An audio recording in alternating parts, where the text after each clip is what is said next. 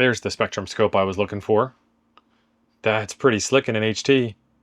There's your selling point right there. Woo! You never know what you're gonna find in one of these radio boxes. So let's take a look together. We have a user manual. I'll show you in a minute after we get done with this part. Radioddity does have a very comprehensive user manual on the website. This one here is 24 pages and it is all English except for a German warning at the end for some reason. Okay, you get a couple of extras in here. These are donut AM antennas and donut shortwave antennas. That tells me this radio might do some AM listening on some extended frequency bands. So the high is 24 megahertz, the low is 12 megahertz. And then over here, the high is 12 and the low is 4.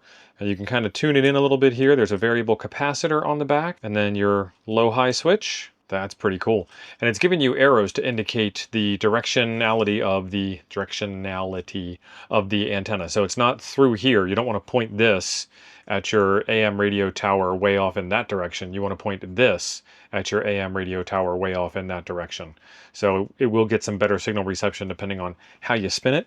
So that's the shortwave antenna 24 to 12, and this is the AM antenna, which is 2 kilohertz to 1 kilohertz, or 2 megahertz to 1 megahertz, 500 kilohertz to 1 kilohertz. Flip it over. There's that variable capacitor again in your high-low switch. And basically what this thing is a big loop of wire. You can kind of see it there.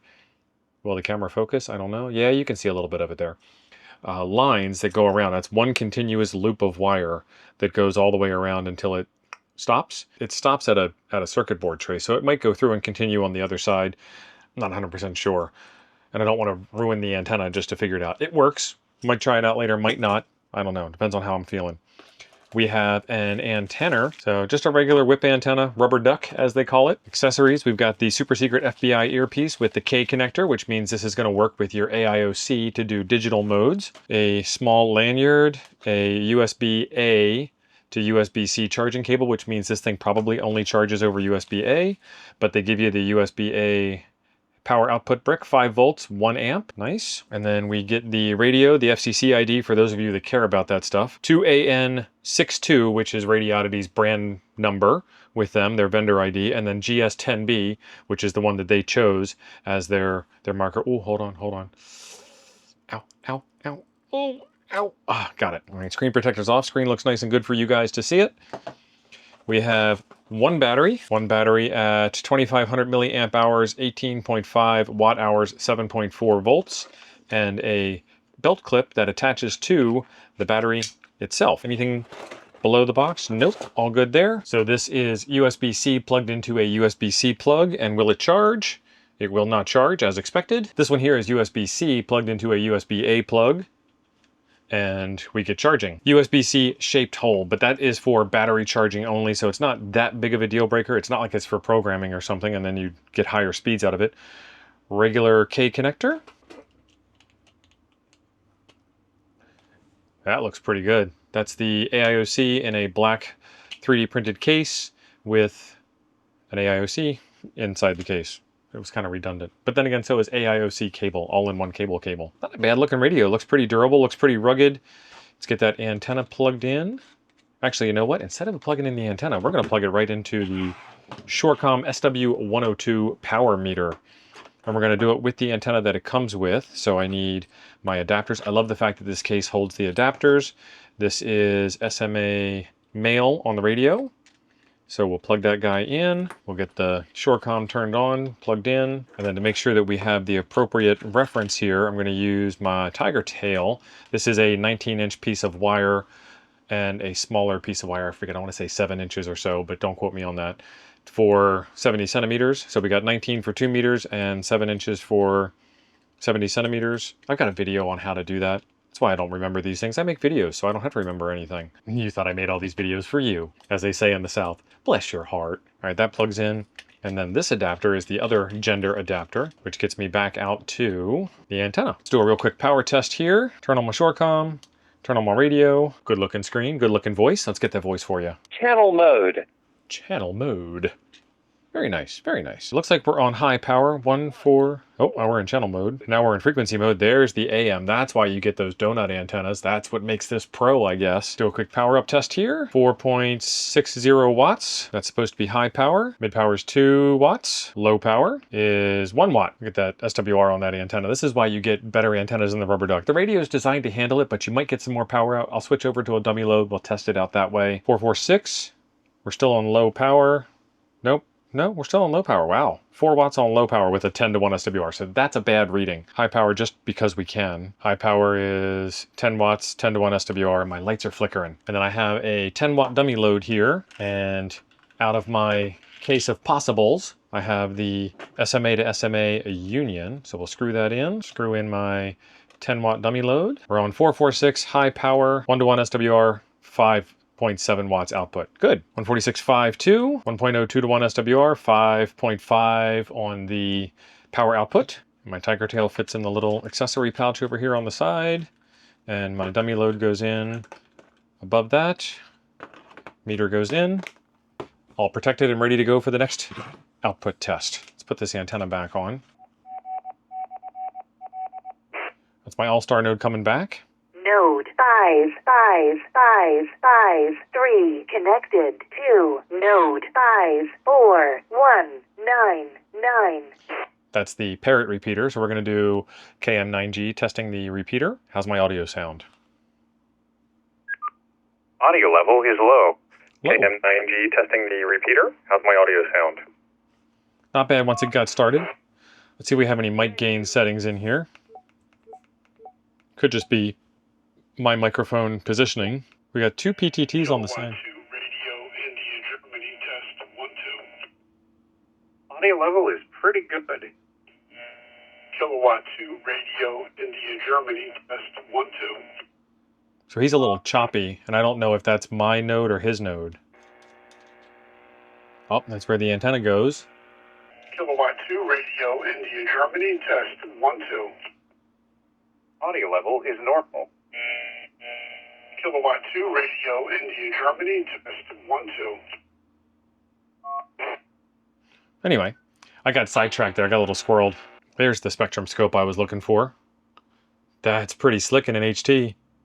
There's your selling point right there. Woo! Let's do some better mic etiquette. Where's KM9G testing 1 2 3? Audio level is low. KM9G testing 1 2 3. I was talking to the top corner of the radio. KM9G testing 1 2 3. Audio level is normal. There you KM9G go. testing 1 2 3. So if I talk into the mic hole, then I get good microphone response. What a shock. I gotta see if there's any AM stations around here. I've got a AM station KETX in Livingston, Texas, which is where I am. It is at 1440, so I want this guy here. I want to switch it to high, so L is low.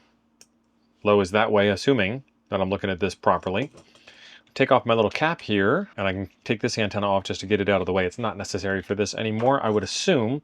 And that's an SMA female connection, so you don't accidentally screw it up. That's not easy to add on. It's not hard, but it's not easy to add on. Inside of my kit here, I have an SMA wrench. All right, let's turn you back on. Switch you into that mode there. There we go.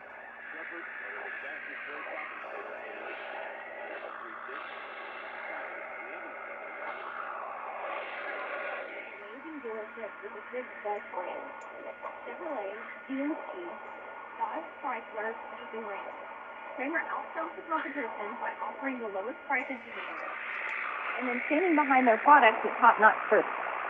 As you can imagine, Kramer Autoplex takes in a lot of praise. Sounds pretty good. So real quick, you hit the scan button to change your frequency range, your band, essentially.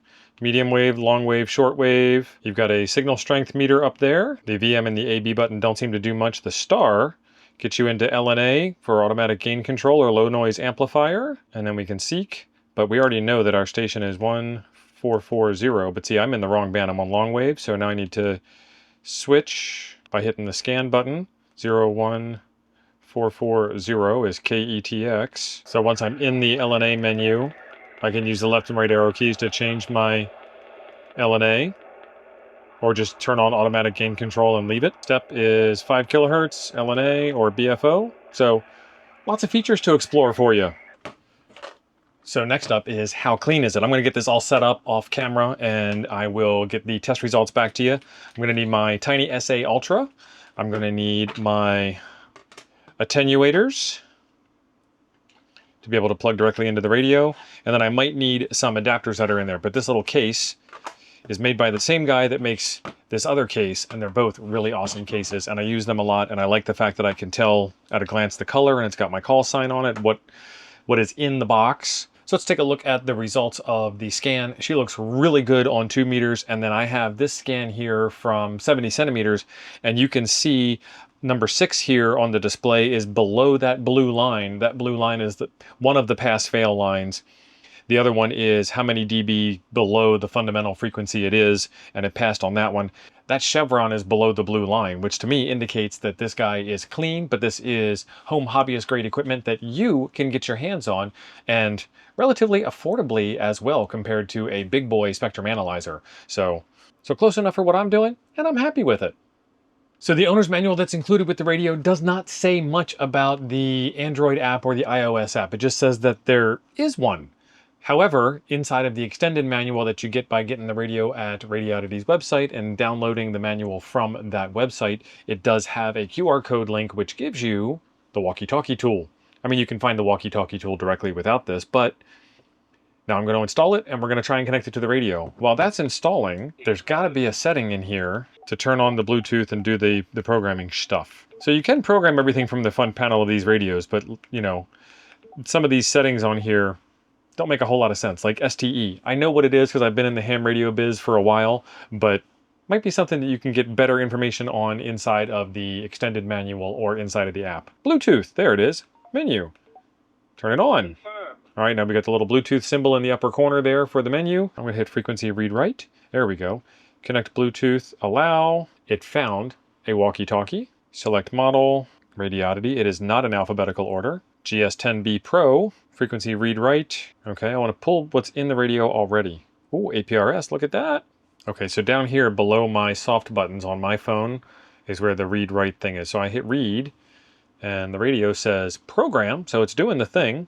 So with a couple of button pushes, button mashing, I figured out how to make it work. You could of course read the manual. That would be weird, but you could do it.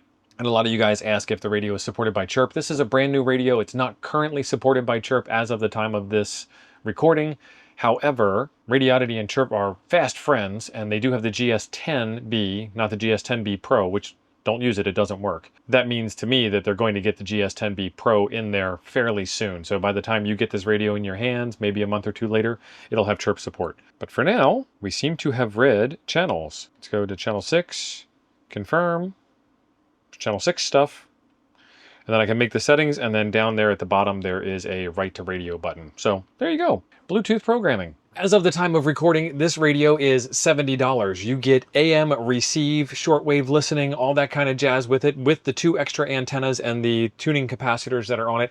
I'm inside a big metal box and it is hot in Texas, so I have metal foil on the windows to kick the heat back out. So that might have something to do with my reception issues, and also stuff like this that I've got going on in here as well. Your mileage may vary on AM receive, but we're hams. We know how to make AM receive awesome anyway. It does have a super awesome user manual, extended user manual that you get just by getting this from Radioddity.com. And where else would you get a Radioddity radio from?